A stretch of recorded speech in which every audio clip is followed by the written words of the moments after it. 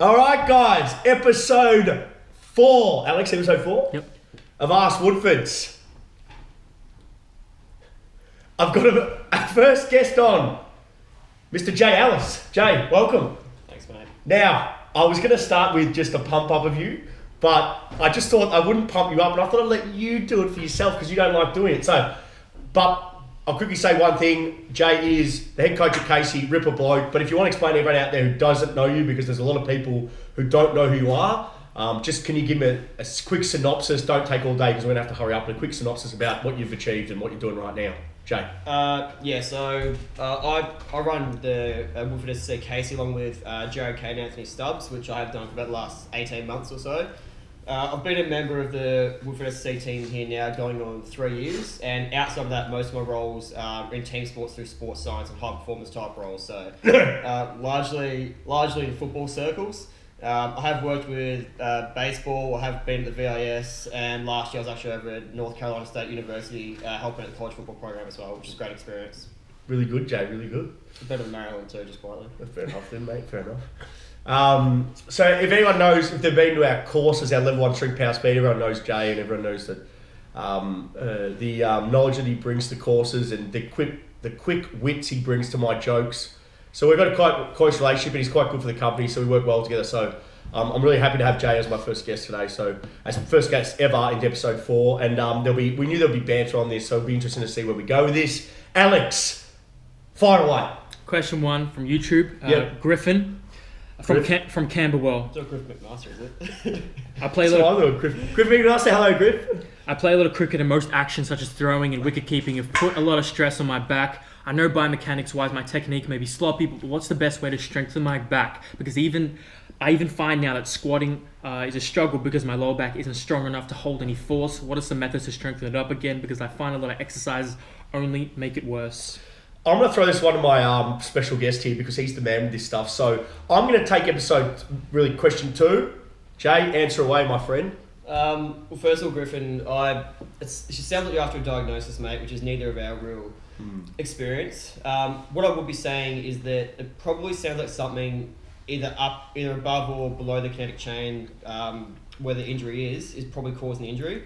Occasionally with issues like squatting, for example, if you can't hold a neutral spine or you can't put the shoulders into retraction and rotation to hold the squat bar, that can cause referred pain in the lower back. It could be a lack of hip mobility.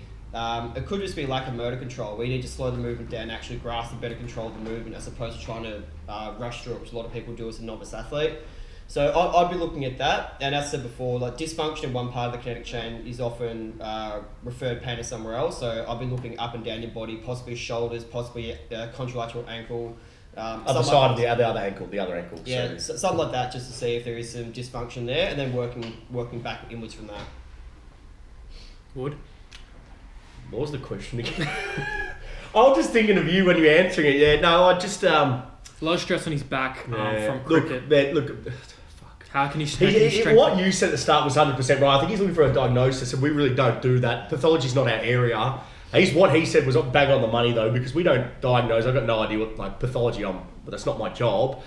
Exactly what he said though, it could be something up and down the kinetic chain where you're getting referred pain. I don't know. We can't see how you move. One thing about questions we do get for this, and I think Jay touched on, we don't diagnose. So remember that. And also, if you're giving it's got to be more generalised the questions, I think, because that's a very wide open question, man. So we really can't give them the answer that obviously they want. But exactly what Jay said, I like his answer. So I really can't. Would you do anything to strengthen his lower back? How he's asking.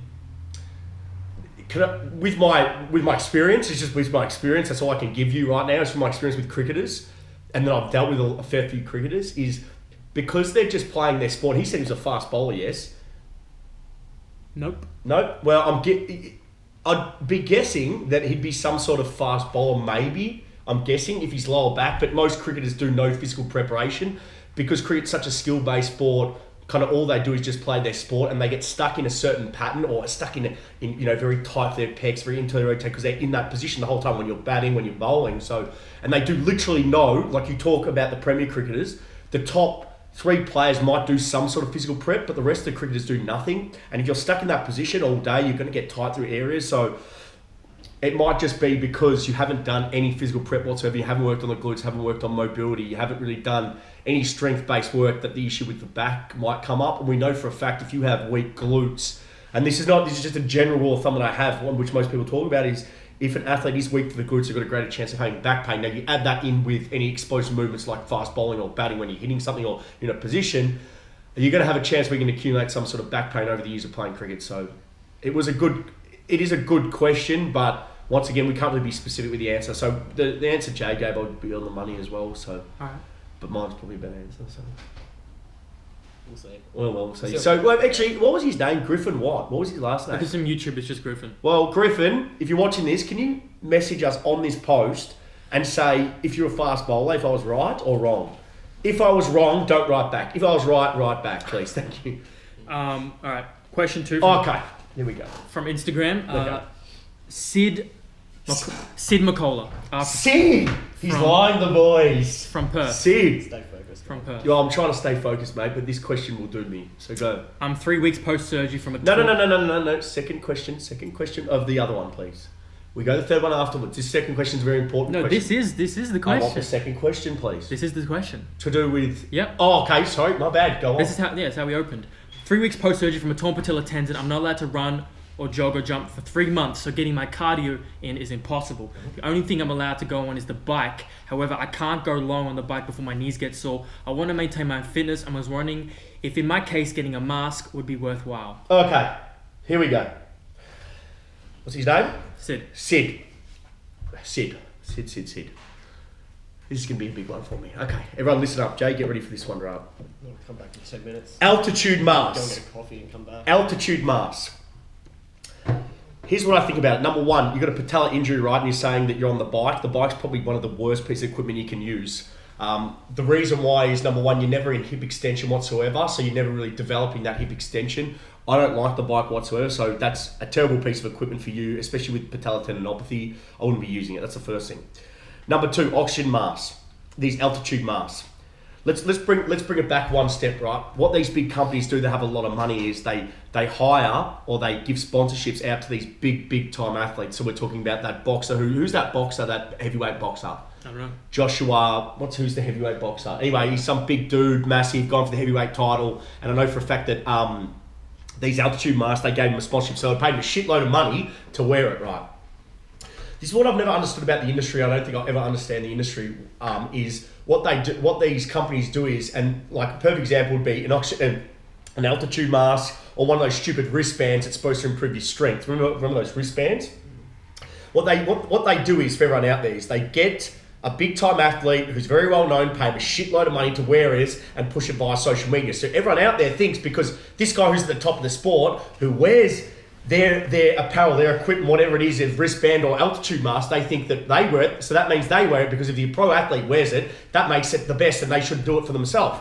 This is completely fucking wrong. It is not right and it is wrong, and there is a reason for it. It's because it's gimmicky bullshit. And for some reason, when athletes always do this crap, and it's unjust, but who am I to say it's unjust? Because at the end of the day, they're going to get paid a shitload of money, and upwards of, you'd say 200, 100 grand, whatever it is, they're getting paid paid a lot of money to do really nothing at all. Let's bring it back down to your question about oxygen masks. These are not going to simulate altitude, okay? All these masks do is decrease the amount of oxygen that you can breathe in. Now, this is wrong because it's going to change your breathing patterns, number one. That's the first thing. But number two, it is fucking dangerous. And I'm going to give you two reasons exactly why, and I'm going to show you how stupid they are. And this is, you can either pay $80 for these oxygen masks that don't actually replicate any altitude whatsoever, just decrease the amount of oxygen you can breathe in. I'm going to give you two examples, and they're free. First one I'm going to show you, which is very, very dangerous. So Alex, very, very dangerous. This is what I'm going to show you. So I'm going to show you how stupid this is for everyone out there. And I want everyone out there to share this video because how stupid these fucking oxygen masks is. And this is how much I hate these stupid sports science. They classify it sports science, so it must be cutting edge. No, it's not cutting edge. It's fucking stupid. And I'm going to show you how you can use this and how stupid it looks, and then everyone will go, well, I'm not going to buy one now. So, first thing, this is very dangerous, and I would not be doing this, but I'm just going to show you for the sake of science, right? I'm going to put a few holes in this, so I just don't really... Here we go. Just a few holes in this bag. On the other side as well. So this is Christian Woodford's oxygen mask, altitude. So I'm going to train altitude, right? So this is the first thing you do, right? You stand up and you start running. This is going to mimic because it's going to stop the amount of oxygen flow to me. So I guess if I did this and I ran around the pitch, I'd look like an absolute idiot, but I'm simulating the training mask. Whew. That's the first thing, number one. Number two, which is the more safer option, get a straw. I wish you kept that thing on. I think so too. The second thing is a straw. Get a straw and run around like this. That's decreased the amount of oxygen you can breathe in as well. There are two simple options you can use instead of that stupid altitude mask that doesn't replicate low oxygenated conditions whatsoever. All it does is decrease the amount of oxygen you can breathe in as an athlete and change your breathing patterns, which is even worse. Even worse. This is not sports science. This is gimmicky bullshit that the industry strives itself on. And this is the reason why the industry is so low and the standard is not, like, there's no science whatsoever in this industry. It's just so bullshit. It's like, who can reinvent the wheel? Who can reinvent the wheel to make bullshit sell and make the most amount of money? Okay, most of these guys have no understanding of the science or fundamentals of how to get an athlete better, but they want to sell bullshit. Most of these athletes kind of get 99% of the fundamentals right, but they want to bring in training masks. They want to use these stupid fucking bands that have plastic and this hologram that's going to help them make stronger. It's a fucking lie to make money. And it's the reason why the industry is looked down upon in Australia, especially because of that crap. And it's all to make the dollar buck.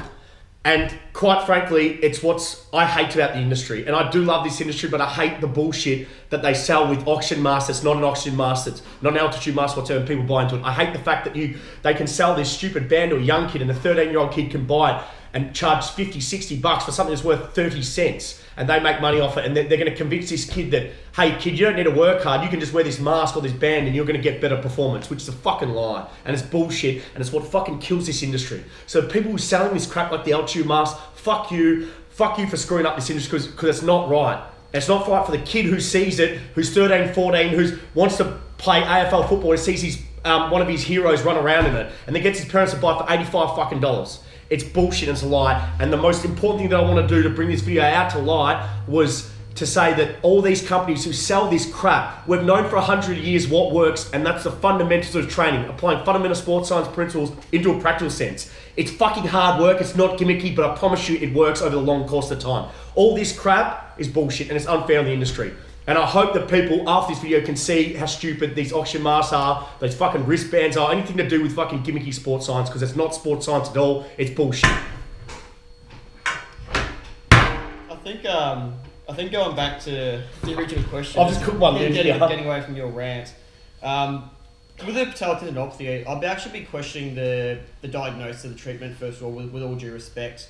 Deloading the patellar tendon completely isn't necessarily what I would actually recommend. Minimising the compressive loading on it, which would obviously for a patellar tendon be the knee flexion, that's what I'd be trying to minimise.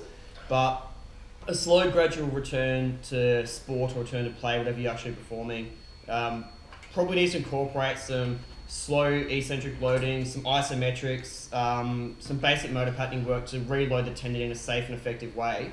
But from a cardio point of view, that's probably a hard question to ask depending on what sort of goal you want out of your cardio. I'm not anti-cardio as Christian is, it just sort of depends what purpose you want. If you're looking for a cardio exercise to improve your lung capacity, something like weighted underwater walking, which I wouldn't recommend for a novice athlete, but say carrying some heavy kettlebells and walking in the water. A lot of big wave surfers do that for improved lung capacity, which is a byproduct of cardiovascular training.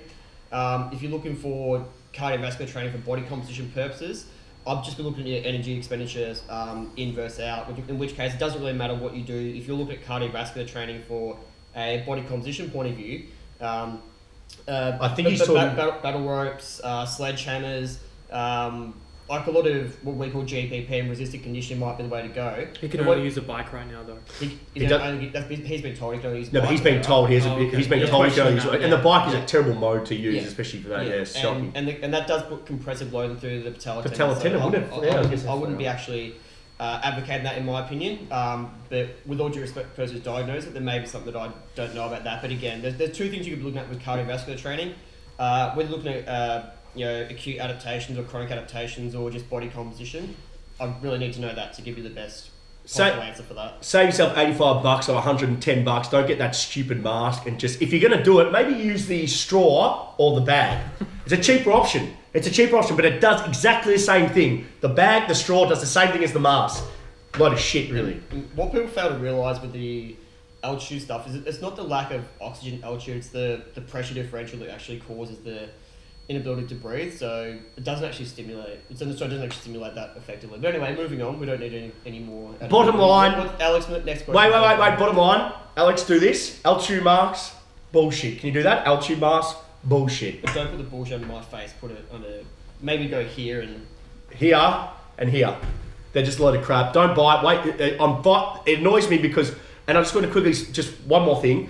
I just want to say the reason why I get so fired up and passionate about it is because I understand the science, I understand how hard training works, I understand how competent coaches work, and the people who sell this shit have no background in it and they just want to make a quick buck. That's what annoys the fuck out of me with that shit. That's it. And I love what I do, and because our company is pushing applied sports science in Australia and I want to raise the standard, that's one of the bullshit, so I want to break that myth and I've broken it right there. Third question, thank you. Possibly swimming too.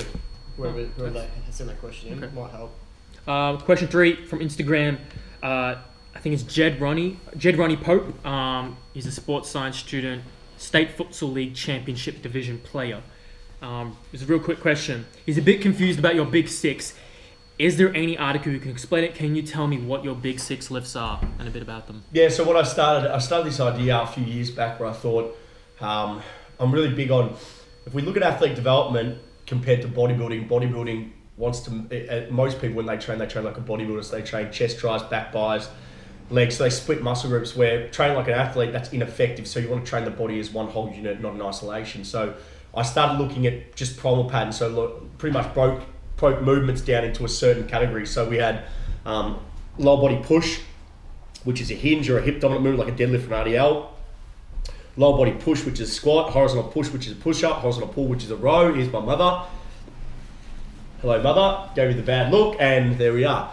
Horizontal push, push-up, horizontal pull, row, vertical push, overhead press, vertical pull, chin. And I broke down these 6 movements. And what I found through my own coaching of my athletes and my own training was when I looked at those 6 movements, I looked at their variations. I choose a variation based on my athletes' requirements. What I was finding was athletes were a lot more, improving at their sport a lot more and becoming more robust and more resilient to injury, was by completing those 6 movements, becoming really savagely competent at them and developing those neural pathways within those 6 movements, I was creating better athletes. And I actually decided to call it my Big 6 primal patterns for athlete development and injury reduction, and it's kind of grown from there. And over time, over the last 4 or 5 years, I've really refined these methods and I've refined my coaching these Big 6. So I want you to think of my Big 6 as the foundation to athletic development and creating more efficient athletes. Is there anything you want to touch on there? The thing with the Big 6 is it's, from a foundation point of view, it does serve a purpose, but keep in mind strength is joint, angle, and load specific.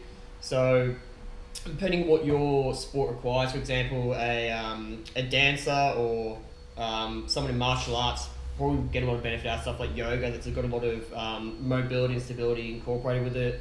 Stuff like Pilates, there's no correlation with pressing 100 kilos overhead and being able to actually get good lumbar-pelvic control. So from a holistic point of view, I'd be keeping my, as I said before, it's joint, angle, and load specific. I know myself, even when I was at my strongest, I went to a few yoga classes, Pilates classes, and was really, really battling, which I think a lot of people would do because they're not multifactorial in their training approach. But from as a sports science student, which you said you are, nailing the basics is a critical part of actually developing as a coach, because a lot of the derivatives, whether it's a power clean, a snatch, whether it's a dynamic effort movement, a lot of the derivatives of those Big 6 do come from nailing the basics, and I think that's where the big focus needs to be, and then branch out from there. But as to keep in mind that the quality of movement is more important than the load you're actually moving. I think that the quality of movement is the really big thing, because otherwise you're just loading up dysfunction, which will create other issues in itself. I just think it's just especially with the Big 6, it's just creating GPP, so it's just laying foundation, and then after you hit that foundation, you comp those 6 movements. Those 6 movements should be the core of all your programs for life. For me, it is. Should be the core, and how you progress them is lift heavier weight by quicker movement speed. That's how you overload a movement, in my opinion. Even though you don't deadlift from the floor anymore. Nope, don't deadlift, but I rack pull and I trap bar. So it's a big 5.5. Big 6, baby. Well, RDL is part of it. RDL dead, so I choose one, so it's Big 6 champ. RDL. So Big 6. Have a look at it. We're actually releasing an ebook. Well, we're not going to big 5.5. Huh? You like the big 5.5? I did, yeah. Big 6. Releasing an ebook, or something. Well, Matt might call it an ebook, he reckons, but I don't know. Whatever we're releasing info on that Big 6 very soon. So look out for it if you want to learn more about it. But it's the foundation for athlete development in my company. All right. Yeah. The mystery question. This is actually a two-part question. I'm going to ask you the first part first. Ooh. From Jess from YouTube. Hello, Jess. How do you determine the accessory exercises for each of your athletes when programming?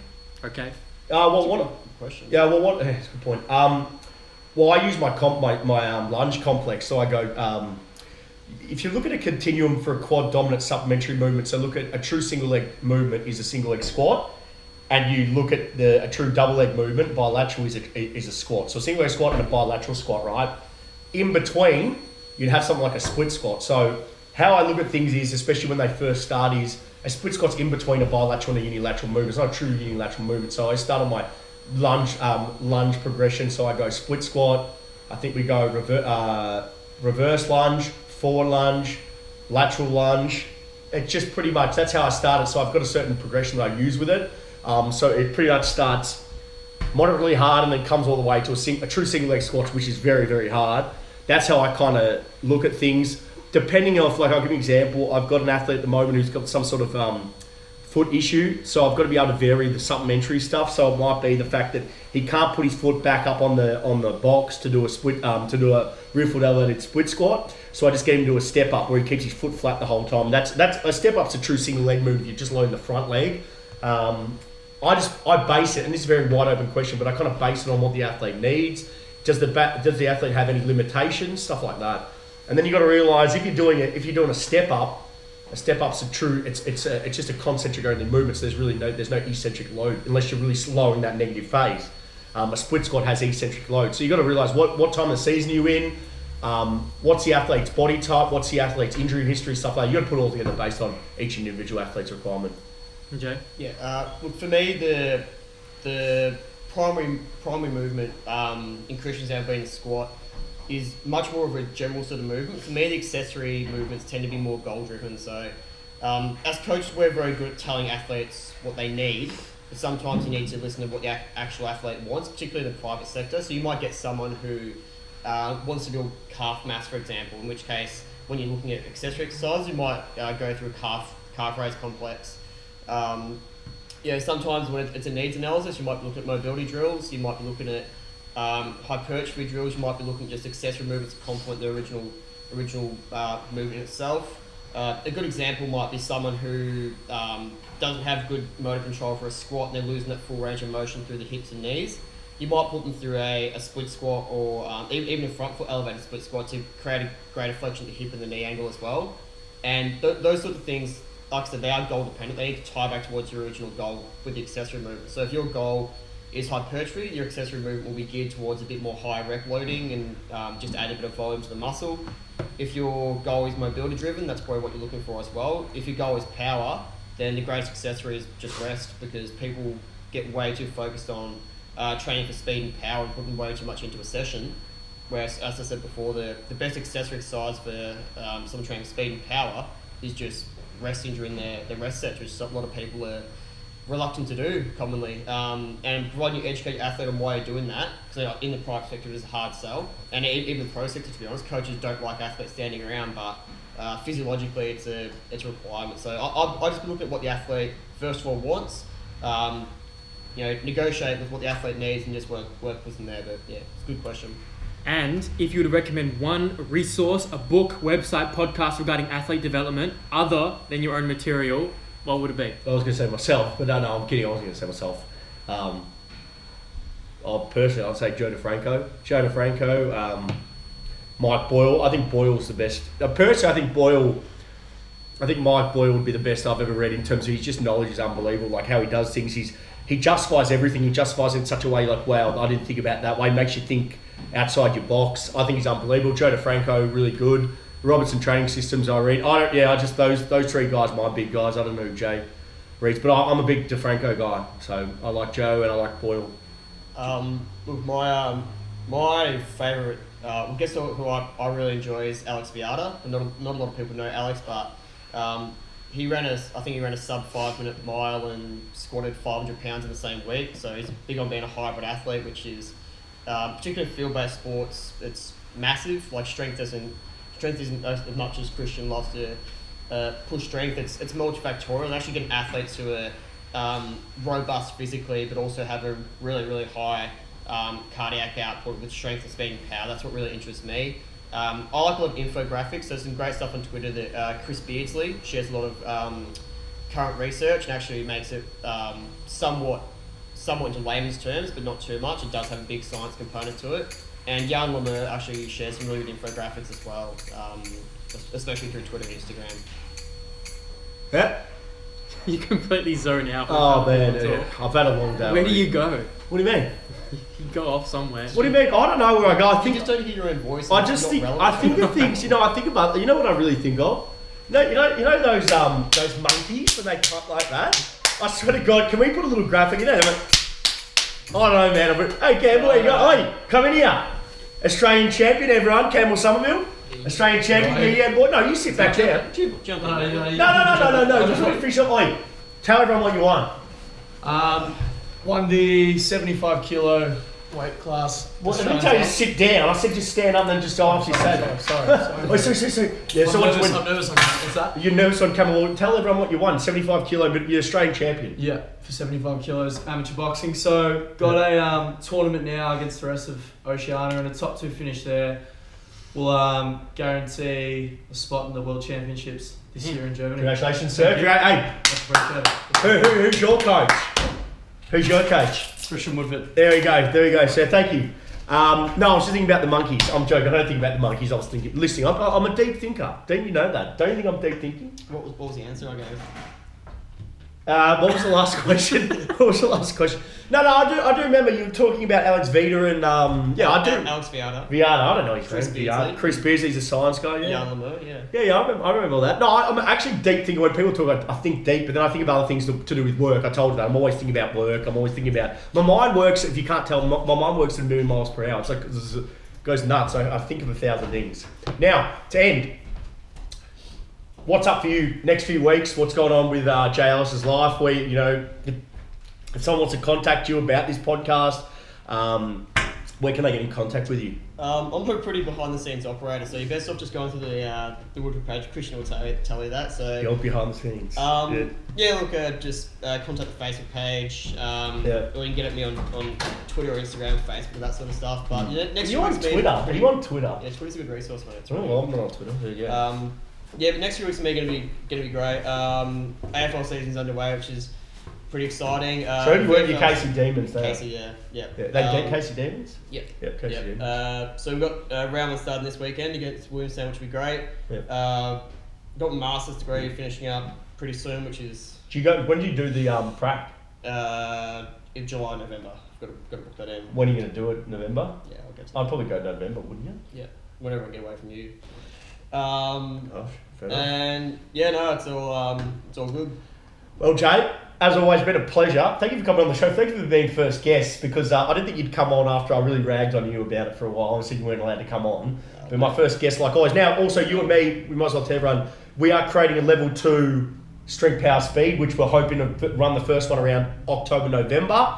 We're going to run a level 1 strength power speed in late September, early October as well. So, a lot to look out for, because Jay will be a part of that. Jay's working out at Casey. And if you want to get in contact with him, email the page or PM the page. Thank you very much for coming on. I really appreciate it. Thanks, mate. I did forget to thank our sponsors, macaronfitness.com.au, for all your equipment needs. This was episode 4 of Ask Woodford. I really appreciate Jay coming on, and hopefully we answered all your questions. Once again, stay away from the shit, stay away from the bullshit. Stick to the fundamentals of training, you'll be fine. This is Christian Woodford from Ask Woodford signing out. Thank you, Jay. Thank you, guys. See you next week. Boom. Done. Hey, that was a damn good episode. Do you know why? No, Because I was on it. A little bit of you, mate. Because I was on it. No, I'm kidding. Nice work. Good shit, man. Thanks, Jay. Thanks, Jay. Wait. Oh. Woo! Woo! Remember Ric Flair? Woo! Yeah, that's my roof. Oh, tap out! Tap out! I got shit to do. All right. Wait, can I look how small he is. Yeah, but look how well conditioned I am.